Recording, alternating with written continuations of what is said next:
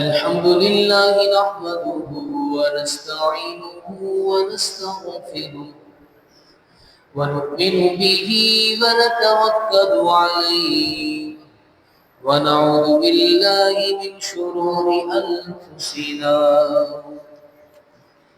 ومن سيئات أعمالنا من يهده الله فلا مضل له ومن يضلله فلا هادي له ونشهد أن لا إله إلا الله وحده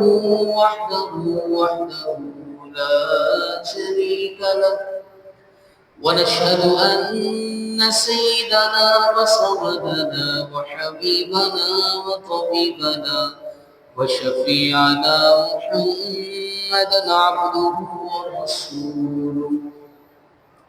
قال الله تبارك وتعالى في القرآن المجيد والفرقان الحميد: ولا تهنوا ولا تحزنوا وأنتم الأعلون إن كنتم مؤمنين.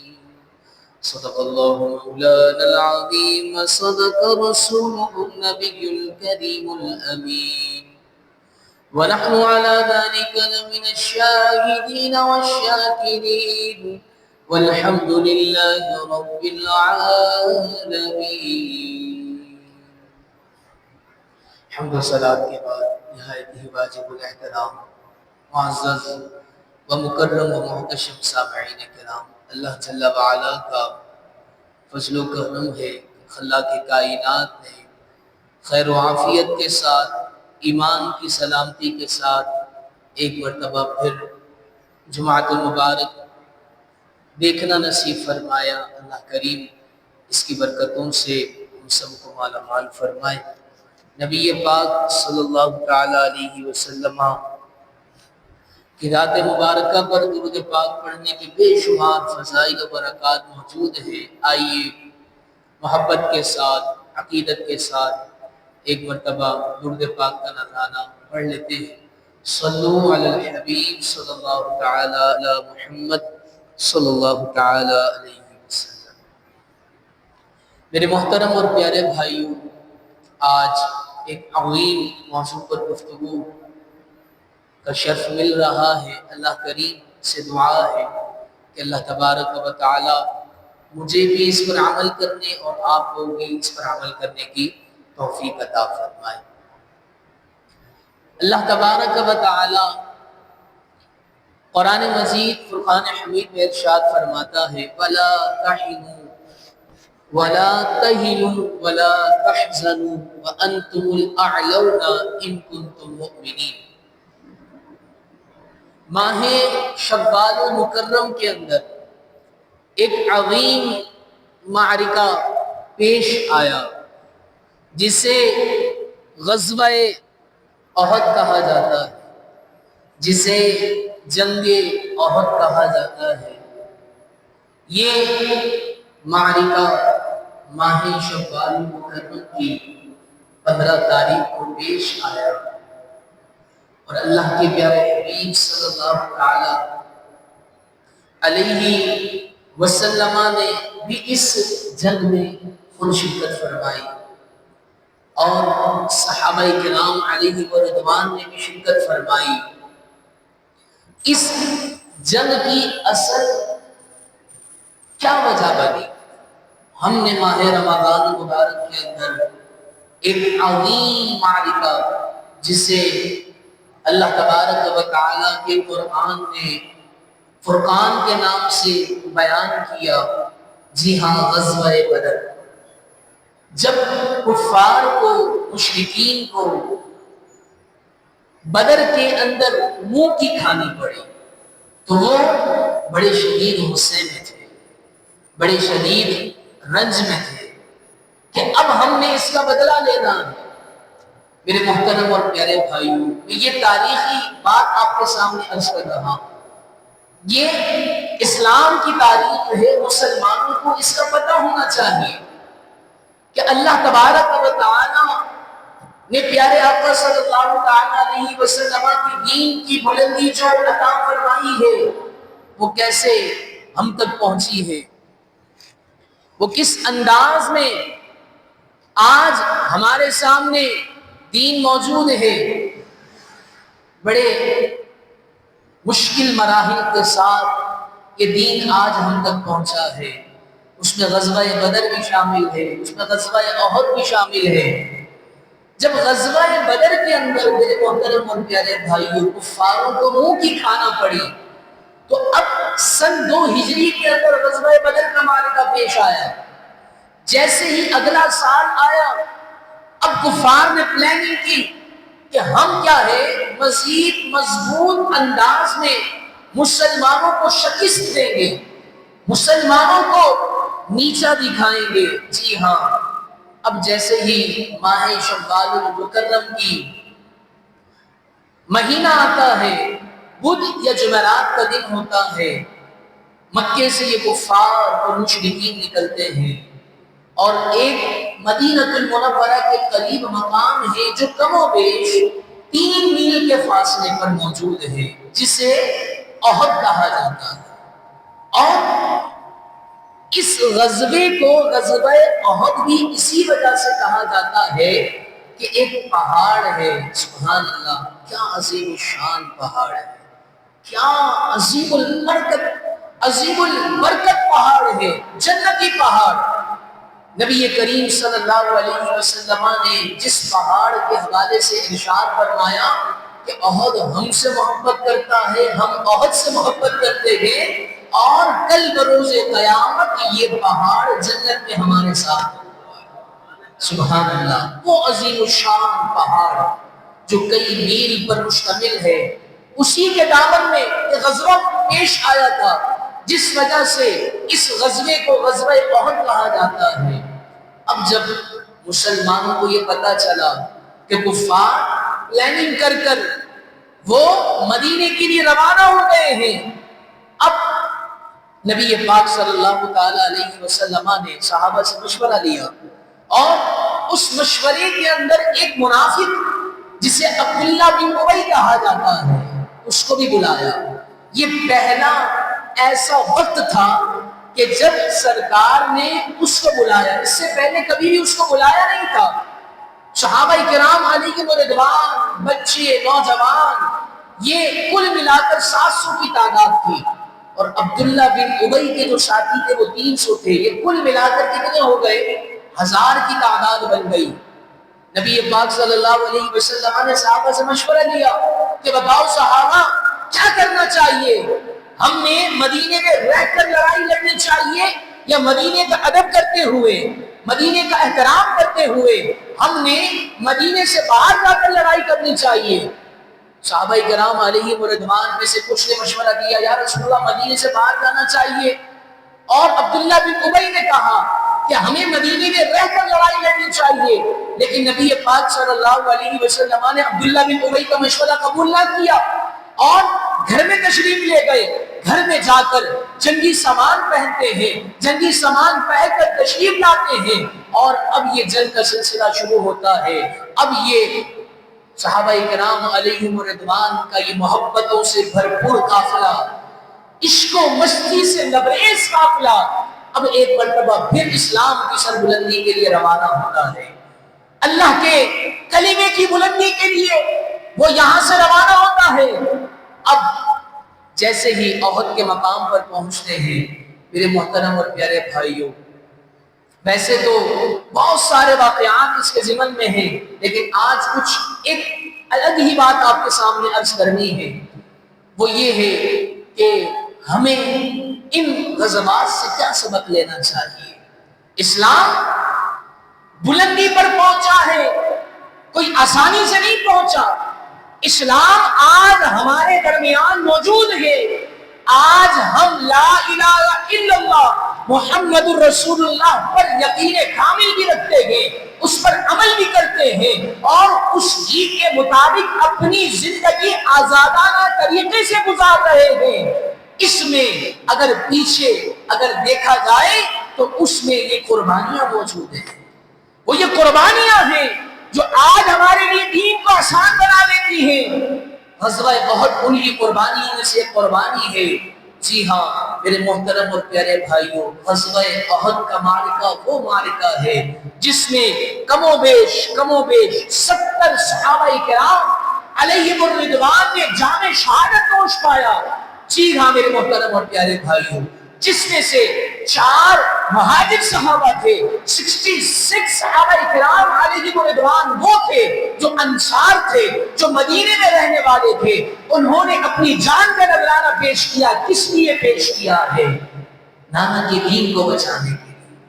نبی پاک صلی اللہ تعالی علیہ وسلم جو دین لے کر آئے ہیں، اس کی ترویج کے لیے، اس کی اشاعت کے لیے، اس کی بلندی کے لیے انہوں نے یہ نہ دیکھا کہ ہمارا مال جاتا ہے تو کیا کیا جائے، ہماری جان جاتی ہے، اولاد جاتی ہے، ارے بلکہ انہوں نے تو اس شعر کے اوپر عمل کیا ہے کہ یہ ایک جان کیا ہے، اگر ہو کروڑوں تیرے نام پر سب کو بارہ دوں ہے، سب کچھ بارہ دوں، لیکن بس ہمارے آقا کے دین کو بلندی ملنی چاہیے، دین اسلام کو بلندی ملنی چاہیے۔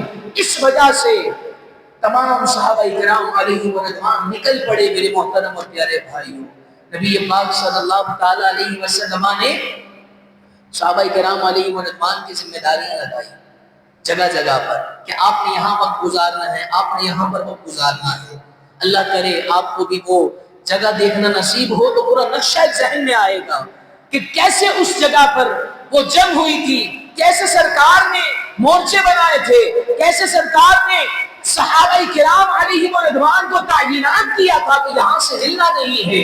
ان جگہوں میں سے ایک جگہ ہے جسے جبل رمات کہا جاتا ہے، جبل رمات کہا جاتا ہے۔ آج اگر آپ جائیں دیکھیں جہاں پر سید الشہداء امیر طیبہ اسد اللہ و اسد الرسول کا مزار مبارک ہے، اس کے بالکل سامنے ایک چھوٹی سی پہاڑی ہے، اسے جبل رمات کہا جاتا ہے۔ وہ اس کی خصوصیت کیا ہے؟ اس کی خصوصیت یہ ہے کہ یہ تھوڑی سی اونچائی پر تھی اور یہاں سے خدشہ تھا کہ پیچھے سے کفار حملہ کر سکتے ہیں۔ نبی پاک صلی اللہ تعالی علیہ وسلم نے ایک صحابی ہیں ان کو وہاں پر کیا ہے کھڑا کیا، اور پیچھے سے حضرت سیدنا خالد بن ولید جو ابھی تک ایمان نہیں لائے تھے، 50 تیر انداز صحابہ وہاں پر تعینات کیے۔ مسلمانوں کو ابتدا میں بڑی خوشی حاصل ہوئی، مسلمانوں نے یکے بعد دیگرے حملہ کیا اور اللہ تبارک و تعالی نے اس حملے میں کامیابی عطا فرمائی۔ مسلمان صحابہ یہ سمجھے کہ اب تو کیا ہے، جیت ہمارا مقدر بن گئی ہے۔ نبی پاک صلی اللہ علیہ وسلم نے ان 50 تیر اندازوں سے کہا تھا کچھ بھی ہو جائے، ہم جیتے ہم ہارے، تم نے یہ مورچہ نہیں چھوڑنا، تم نے یہ جگہ نہیں چھوڑنی۔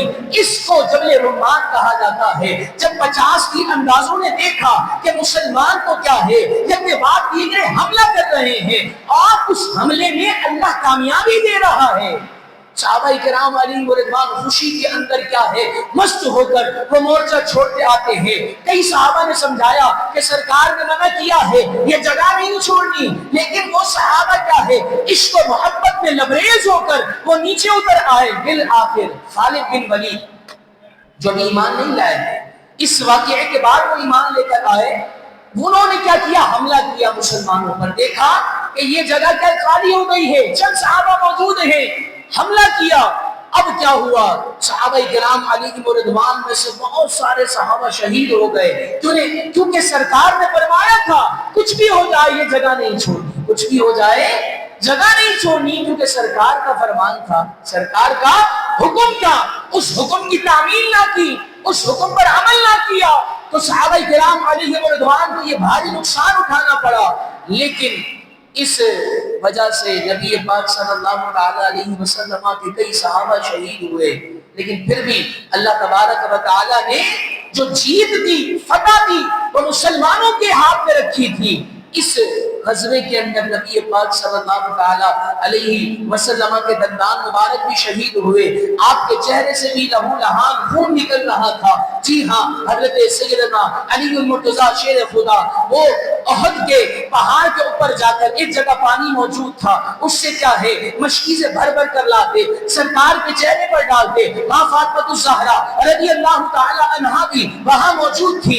آپ کیا ہے جو چہرے پر زخم ہوتے تھے ان کو کیا ہے سکھا رہے تھے، لیکن تاریخ گواہ ہے اتنے گہرے زخم کے سرکار کے والضحیٰ والے چہرے پر واللیل والی زلفوں پر اتنے زیادہ گہرے زخم تھے کہ وہ خون پانی سے رکنے کا نام نہیں لے رہا تھا۔ پھر کسی نے مشورہ دیا، وہ کھجور کے جو پتے ہوتے ہیں اس کو جلایا گیا، جلانے کے بعد راکھ بنائی گئی، راکھ بنانے کے بعد وہ زخموں پر لگایا گیا۔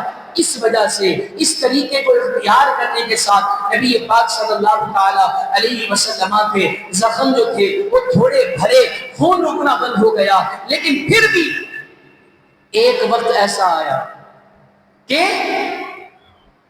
شیطان نے یہ لوگوں کو مشورہ دیا کہ معاذ اللہ نبی پاک صلی اللہ علیہ وسلم کو شہید کر دیا گیا ہے۔ اب دیکھیں صحابی تو پھر صحابی ہے نا، آج کا بھی عاشق رسول ہو وہ بن دیکھے اگر یقین کامل رکھتا ہے تو پھر وہ غازی ممتاز قادری جیسا پیدا ہوتا ہے، غازی تنویر جیسا پیدا ہوتا ہے۔ ذرا سوچو یہ تو وہ عاشق رسول ہیں جنہوں نے جانے کائنات کو دیکھا نہیں ہے۔ ارے جنہوں نے دیکھا ہو وہ کیسے والضحیٰ والے چہرے میں مست ہوں گے؟ جنہوں نے دیکھا ہو اللہ اکبر کبیرہ وہ تو پھر کیا ہے وہ یہی کہہ رہے ہوں گے کہ یہ ایک جان کیا ہے اگر ہو کروڑو تیرے نام پر سب کو والا کروں میں۔ چہرے کو دیکھتے تھے تو لوگ ایمان لے آتے تھے، والضحیٰ والے چہرے کو دیکھتے تھے، کئی قافلے کیا ہے اس میں والضحیٰ والی چہرے کی روشنی میں اتنا مستغرق ہوتے تھے۔ اللہ اکبر کبیرہ صحابہ نے جب یہ سنا نا کہ پیارے آقا صلی اللہ علیہ وسلم کو شہید کر دیا ہے تو انہوں نے سوچا کہ اب زندگی کا کیا فائدہ ہے، اب زندگی میں جینا اور نہ جینا برابر ہے، سارے کود پڑے اور کئی صحابہ چلے گئے کہ اب کیا فائدہ، اب جن کے لیے لڑ رہے تھے وہ ہمارے میں موجود نہیں ہے ظاہری طور پر، لیکن بالآخر ایک آواز آتی ہے، یہ کفار کی سازش ہے، یہ کفار کے ہیلے بہانے ہیں، یہ کفار کا چکمہ دینا ہے، تو تم کو کیا ہے اس فتح سے دور کرنا ہے۔ اے صحابہ پیارے آقا صلی اللہ تعالی علیہ وسلم شہید نہیں ہوئے بلکہ پیارے آقا کو زخم لگے ہیں، اس زخم کے اندر کیا ہے وہ زخم سے چور چور ہے، شہید نہیں ہوئے۔ بالآخر نبی پاک صلی اللہ تعالی علیہ وسلم کے جانباز سپاہی لڑتے رہے۔ اللہ اکبر کبیرہ۔ حضرت سیدنا ایک صحابی ہے حضرت سیدنا سعد بن ابی وقاص رضی اللہ تعالی عنہ، وہ صحابی رسول تیر اندازی میں بڑی کمال مہارت رکھتے تھے۔ نبی پاک صلی اللہ تعالی علیہ وسلم نے ان کے ہاتھ میں کمان پکڑائی جس میں تیر رکھ کر چلایا جاتا ہے، کمان پکڑائی۔ اب ذرا سوچیں میرے محترم اور پیارے بھائیوں، میں اور آپ کیا ہے نبی پاک صلی اللہ تعالی علیہ وسلم کی غلامی کو قبول کرنے کے لیے نعرے لگاتے ہیں کہ غلام ہے غلام ہے، غلامی رسول میں موت بھی قبول ہے۔ ہم کبھی کہتے ہیں لبیک یا رسول اللہ، کبھی کہتے ہیں فداک ابی و امی یا رسول اللہ، یا رسول اللہ میں حاضر ہوں، یا رسول اللہ میرے ماں باپ آپ پر قربان۔ ذرا سوچئے گا میں جو بات کہنے جا رہا ہوں وہ صحابی رسول کا مرتبہ مقام کیا ہوگا کہ جس کے لیے یہ الفاظ ہو۔ حضرت سیدنا سعد بن ابی وقاص رضی اللہ تعالی عنہ تیر چلانے میں بڑے ماہر تھے، تیر چلانے میں بڑے ماہر تھے۔ پیارے آقا صلی اللہ علیہ وسلم نے کمان حضرت سیدنا سعد کے ہاتھ میں دیا، تیر اٹھا کر حضرت سیدنا سعد کو دیتے رہے، اور پتہ ہے کیا جملہ ارشاد فرمایا؟ جانے کائنات صلی اللہ علیہ وسلم نے ارشاد فرمایا ارمی یا سعد، اے سعد پھینکتا جا، تیر پھینکتا جا، فداک ابی و امی، یعنی جس کے لیے پوری کائنات یہ کہے کہ یا رسول اللہ آپ پر قربان، وہ جانے کائنات حضرت سیدنا سعد کے لیے کہہ رہا ہے کہ فداک ابی و امی، فداک ابی و امی یا سعد، ارمی یا سعد، ارمی یا سعد، اے سعد تیر پھینکتا جا، فداک ابی و امی۔ یہ کون کہہ رہا ہے؟ یہ وہ کہہ رہے ہیں جن کے لیے کائنات بنائی گئی ہے، جن کے لیے سب کچھ بنایا گیا، وہ کہہ رہے ہیں کہ اے سعد تیر پھینکتا جا۔ ارے دے رہے ہیں پیارے آقا، پھینکنے والے حضرت سیدنا سعد ہے، اور دعا کیسی دی جا رہی ہے، کہا جا رہا ہے ایسے بہترین جملے کہ فداک ابی و امی یا رسول، فداک ابی و امی یا سعد، کہ تجھ پر میرے ماں باپ قربان۔ سبحان اللہ سبحان اللہ۔ پھر اللہ تبارک و تعالی نے یہ عظیم الشان فتح، پھر بدر کے بعد یک کے بعد دیگرے. بدر کا معرکہ ہم نے سنا ماہ رمضان المبارک کے اندر، تفصیلاً سنا کہ 2 ہجری کے اندر یہ واقعہ رونما ہوا، 3 ہجری کے اندر یہ واقعہ ہوا، 15 شوال المکرم کا دن تھا. اب جنگ کا میدان وہ بڑا عروج پر ہوتا ہے، نشیب و فراز معاملات آتے رہتے ہیں، عروج و زوال آتا رہتا ہے، لیکن بالآخر اللہ تبارک و تعالی مسلمانوں کے حصے میں ایک مرتبہ پھر کیا ہے فتح سے ہمکنار کرتا ہے، اور پھر اللہ تبارک و تعالی اسلام کو، ایمان کو، صحابہ کرام علیہم رضوان کو وہ عروج دکھاتا ہے. اگرچہ 60-70 صحابہ کرام علیہم رضوان شہید ہوئے، جن میں ایک صحابی رسول ہے جن کا تعلق نبی پاک صلی اللہ علیہ وسلم سے بڑا گہرا ہے. جی ہاں، وہ آپ کے دودھ شریف بھائی بھی ہیں. میری مراد اسد اللہ و اسد الرسول حضرت سیدنا امیر حمزہ رضی اللہ تعالی عنہ، پیارے آقا کے چچا جان بھی ہیں اور پیارے آقا کے دودھ شریف بھائی بھی ہیں. وہ بھی اسی غزوے کے اندر شہادت کا جام نوش فرماتے ہیں. اور نبی پاک صلی اللہ تعالی علیہ وسلم کے چچا کو کیسے شہید کیا گیا، نبی پاک صلی اللہ تعالی علیہ وسلم کے نبی پاک صلی اللہ تعالی علیہ وسلم کے چچا کو کیسے شہید کیا گیا. ایک شخص تھا، بعد میں اگرچہ وہ ایمان لے آیا، حضرت وحشی. ان کا واقعہ ہے کہ نبی پاک صلی اللہ تعالی علیہ وسلم کے پیارے چچا جان تھے، اتنے پیارے چچا جان کہ نبی پاک صلی اللہ علیہ وسلم امیر حمزہ کی کبھی بھی کوئی بات رد نہیں فرمایا کرتے تھے. یہاں تک کہ صحابہ کرام علیہ رضوان کو کوئی بھی بات منوانی ہوتی تھی نا، تو پیارے آقا کے چچا امیر حمزہ رضی اللہ تعالی عنہ کا وسیلہ دے کر، ان کی فرمائش کر کر، ان کی سفارش کر کر وہ معاملہ سرکار کی بارگاہ میں پیش کیا جاتا. سرکار کیا ہے اس بات کو مکمل فرما دیا کرتے تھے. اب حضرت وحشی جو کہ بعد میں ایمان لے آئے، ایمان لانے کی وجہ سے میں حضرت کہہ رہا ہوں، وہ وحشی جو کہ حضرت سیدنا ابو سفیان کی بیوی کا غلام تھا. اب حضرت سیدنا وحشی نے ایک کام کیا، پیٹ پیچھے سے دھوکے سے حضرت امیر حمزہ کو تیر مارا، اور بڑا ہی بے دردی کے ساتھ پھر جب ان کی شہادت ہو گئی، ان کا مسئلہ کیا گیا. مسئلہ مطلب ان کے کلیجے کو نکالا گیا، ان کے دل کو نکالا گیا، اور پھر یہ ابو سفیان کی بیوی نے چبایا. لیکن بالآخر یہ حضرت وحشی کیا بعد میں ایمان لے آئے. جب بھی سرکار صلی اللہ علیہ وسلم کے سامنے یہ وحشی آتے نا، تو پیارے آقا فرماتے کہ تو میرے سامنے نہ آیا کر، جب تو سامنے آتا ہے مجھے میرے چچا کی یاد آ جاتی ہے. لیکن یہاں پر دیکھیں ہمیں اسلام ایک درس بھی دے رہا ہے، اسلام ہمیں سبق بھی دے رہا ہے. جیسی بھی دشمنی ہو، اگر وہ ہمارا مسلمان بھائی ہے تو پھر وہ ہمارا دشمن نہیں ہے، بلکہ وہ ہمارا اپنا ہے، وہ ہمارا اپنا ہے، چاہے کیسا بھی معاملات ہوا ہو. میرے محترم اور پیارے بھائیوں، آج غزوہ احد بالکل قریب ہے، 15 شوال المکرم. آج غالباً 11 تاریخ ہے شوال المکرم کی، اور 15 شوال المکرم کو یہ معرکہ پیش آیا، جس معرکے کے اندر صحابہ کرام علیہ رضوان نے اپنا مال بھی پیش کیا، اپنی جان بھی پیش کی، اپنا سب کچھ نبی پاک صلی اللہ علیہ وسلم پر قربان کر دیا. آج جب ہم غزوہ احد کو دیکھتے ہیں نا، پھر ہمیں فلسطین یاد آتا ہے. آج جب غزوہ احد کو دیکھتے ہیں تو اصل میں ایسا لگتا ہے کہ حقیقت میں مسلمان ہونے کا حق ادا تو وہ فلسطینی کر رہے ہیں، وہ غزہ کے مسلمان بھائی کر رہے ہیں، جن پر کیسا ظلم کیا جا رہا ہے. آج اگر مجھ پر اور آپ پر تھوڑی سی تکلیف آئے تو میں اور آپ کیا سسکیاں بھرے، میں اور آپ نہ جانے کیسی تکالیف کا اظہار کرے.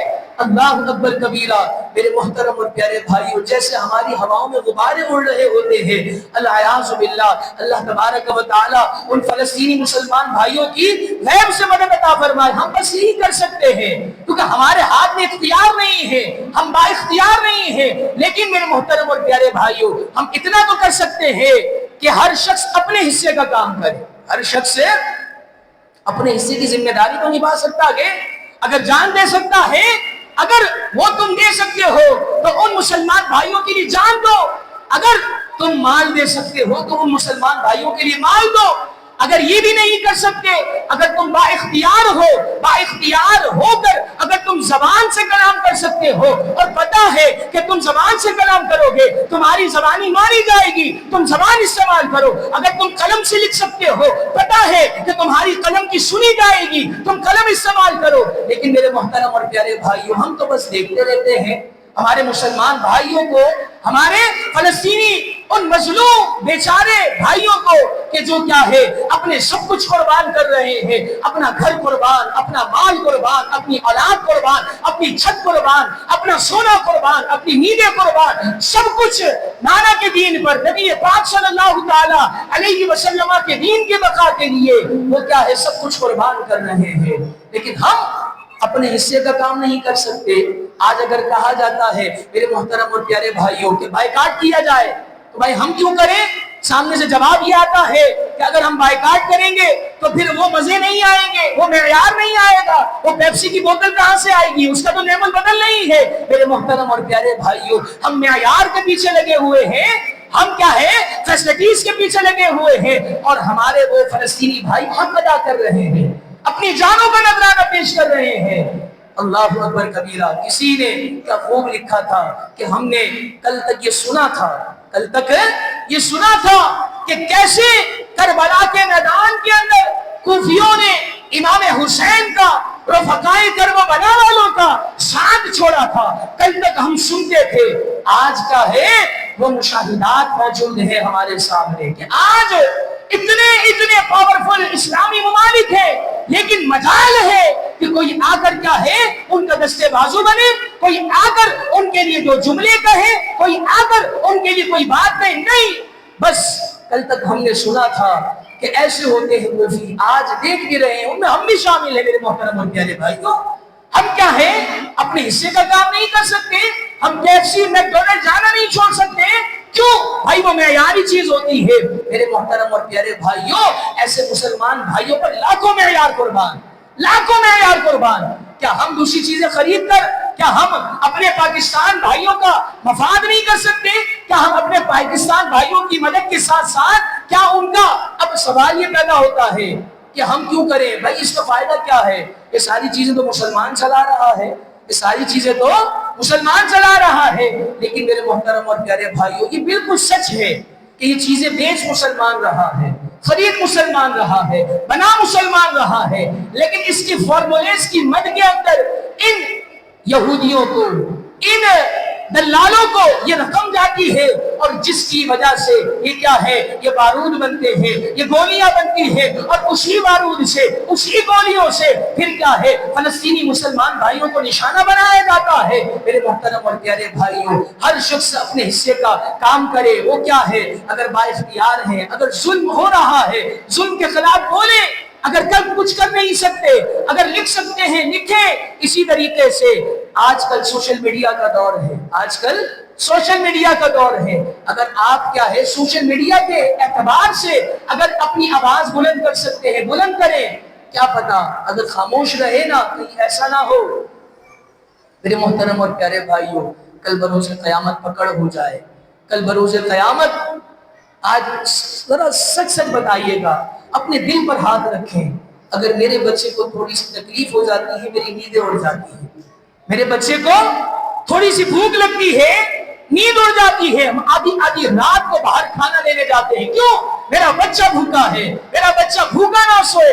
اللہ اکبر کبیرہ۔ میرے محترم اور پیارے بھائیوں، ہماری آنکھوں سے آنسو بھی نہیں نکلتے کہ یہ وہی بچے ہیں، میرے بیٹوں جیسے یہ بچے ہیں، وہ ہوا میں اڑ رہے ہوتے ہیں، کیا کھیلنے کے لیے اڑ رہے ہوتے؟ نہیں میرے محترم اور پیارے بھائیوں، وہ بم کی زینت بن کر کیا ہے، وہ ہواؤں میں اپنی جانوں کے نذرانے پیش کر رہے ہوتے ہیں، بھوک کے لیے بلک رہے ہیں، پیاس کے لیے بلک رہے ہیں، ارے اتنی کا تعلیم اٹھا رہے ہیں، سر پر کوئی سایہ نہیں ہے۔ ارے بڑی ایک اچھی ہمیں کیا سبق دیتا ہے کہ ان کا بچے کو درس دیتا ہے، لیکن ہمارا بڑا، ہمارا نوجوان دیکھ کر بھی کیا ہے اس کے قلب کے اندر تھوڑی سی تکلیف نہیں ہوتی، پھر بھی کیا ہے وہ یہودیوں کی چیزیں خریدتا ہے، یہودیوں کی چیزیں خرید کر اپنے گھر کی زینت بناتا ہے۔ خدا را میرے محترم اور پیارے بھائیوں، میں جنگ میں نہیں جا سکتا، میں حکومت کے اندر نہیں ہوں، میں بااختیار نہیں ہوں، میں اتنی طاقت نہیں رکھتا کہ اتنا بڑا قدم اٹھا سکوں، لیکن جو کر سکتا ہوں اس پر تمہیں مدد کر سکتا ہوں۔ لیکن نہیں میرے محترم اور پیارے بھائیوں، ہم نہیں کرنے کے لیے تیار۔ خدا را میرے محترم اور پیارے بھائیوں، ذرا سوچیں کہ کہیں ایسا نہ ہو کہ یہ وقت ہم پر آ جائے، یہ برا وقت، یہ کڑا وقت آئے۔ آج جمعہ المبارک کا بابرکت دن ہے، کیا پتا کس کی دعا اللہ کی بارگاہ میں قبول ہو جائے۔ اٹھائیں ہاتھ اور فلسطینی مسلمان بھائیوں کے لیے دعا کرتے ہیں، یا اللہ آج جمعہ المبارک کا واسطہ فلسطین کی غیب سے مدد عطا فرما، فلسطین کی غیب سے مدد عطا فرما، مددگار پیدا فرما۔ یا مالک و مولا، جیسے تو نے بدر کے اندر مسلمانوں کے لیے غیبی مدد عطا فرمائی تھی، یا مالک و مولا ایک بار پھر فلسطین کی بھی مدد عطا فرما، فلسطین کی فرشتوں کے ذریعے مدد عطا فرما، ان کی غیبی مدد عطا فرما، غیور حکمران پیدا فرما۔ یا مالک و مولا ان حکمرانوں کو ان کا دستے بازو بننے کی توفیق عطا فرما۔ یا مالک و مولا ہمیں بھی اپنے اعتبار سے اپنے فلسطینی بھائیوں کے لیے، اپنے غزہ کے مسلمان بھائیوں کے لیے دستے بازو بننے کی توفیق عطا فرما۔ یا مالک و مولا اسلام کا بول بالا فرما۔ یا رب کریم، یا رب کریم یہودیوں کو، ان کے حامیوں کو، ان کے محبین کو نیست اور نابود فرما۔ یا مالک و مولا مددگار پیدا فرما، قبلہ اول کی حفاظت فرما، قبلہ اول میں رہنے والوں کی حفاظت فرما، آمین بجاہ نبی الامین صلی اللہ تعالی علیہ وسلم۔ میرے محترم اور پیارے بھائیوں، آج کے بس موضوع کا یہی پیغام ہے۔ ہم نے احد کا درس سنا، صحابہ کرام علیہم رضوان نے اپنی جانوں کے نذرانے پیش کیے، آج تک کئی ہزار فلسطین کے اندر اموات ہو چکی ہے۔ تو کیا میرے دل کے اندر درد نہیں ہوتا؟ کیا مجھے تھوڑی سی افسردگی نہیں ہوتی؟ میں اپنے سامنے دیکھتا ہوں، کیا آپ سچ بتائیے گا، میں اپنے آپ سے پوچھ رہا ہوں، کیا میں برداشت کروں گا میں اپنے بیٹے کے ہاتھ کو اٹھا کر، کٹے ہوئے ہاتھ کو لے کر جا رہا ہوں، کوئی سر کو لے کر جا رہا ہے، کوئی پیر کو لے کر جا رہا ہے، قربان جائیں ان کے عزم پر، ان کے پختہ ارادوں پر کہ وہ ایک قدم بھی کیا ہے دین اسلام سے پیچھے نہیں ہٹے۔ انہوں نے کہا جان جاتی ہے تو جائے، لیکن کیا ہے اسلام کی حقانیت سے پیچھے نہیں ہٹیں گے۔ میرے محترم اور پیارے بھائیوں، جتنا ہو سکے اپنی مدد آپ تحت، جتنا ہو سکے جو آپ کر سکتے ہیں وہ فلسطین مسلمان بھائیوں کے لیے کیا ہے راہ ہموار کریں۔ اللہ کریم سے دعا ہے اللہ تبارک و تعالی ہمیں عمل کی توفیق عطا فرمائے۔ اللہ کے کائنات آج کے عظیم دن کے صدقے فلسطین کو ایک خیر والا معاملہ عطا فرمائے، آمین بجاہ نبی الامین صلی اللہ تعالی علیہ وسلم۔